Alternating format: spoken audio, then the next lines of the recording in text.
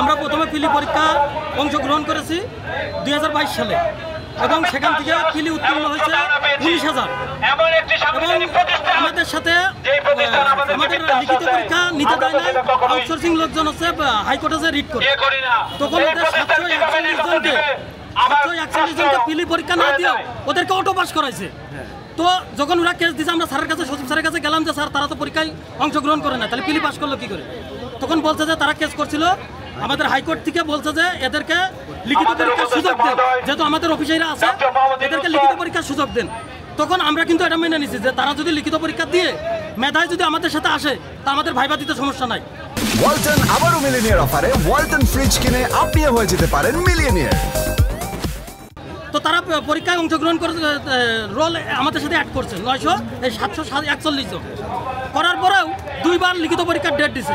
তখন তারা আবার কি করে পরীক্ষার 2 দিন আগে কর্মবিরতিতে যায়, যে যদি পরীক্ষা হয় আউটসোর্সিংয়ের লোক বলে যদি পরীক্ষা হয় তাহলে আমরা অফিসে কোনো কাজ করবো না।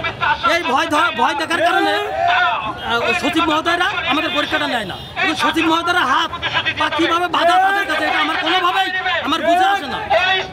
একটা পরীক্ষা সামান্য পরীক্ষায় তারা নিতে পারতেছে না। এই নির্বাচন কমিশন নির্বাচন কিভাবে করবে? একটা পরীক্ষা নিতে পারে না, তারা নির্বাচন কিভাবে করবে? এটা কিভাবে সম্ভব? একটা পরীক্ষা নিতে পারে না, লিখিত পরীক্ষা মাত্র 4টা সেন্টার লাগে পরীক্ষা নিতে, সেই পরীক্ষা নিতে পারে না। কোটি কোটি লোকের নির্বাচন কিভাবে করবে? বুঝে আসে না। আমরা আমাদের পরীক্ষা চাই, আমাদের পরীক্ষা যদি না নেয় আর যারা আউটসোর্সিং এর মাধ্যমে না নিয়ে আমাদের মেধার ভিত্তিতে নিলে আমাদের মেধা বিকশিত হবে এবং আমরা এই পদে আমরা যোগ্য প্রার্থীরা চাকরি করতে পারব। বর্তমান যে আপনার বাংলাদেশ আপনার আসছে হলো দিয়ে চাকরি, কিন্তু এখন আমরা দেখতেছি যে আবার আউটসোর্সিং এর আপনার চলতেছে।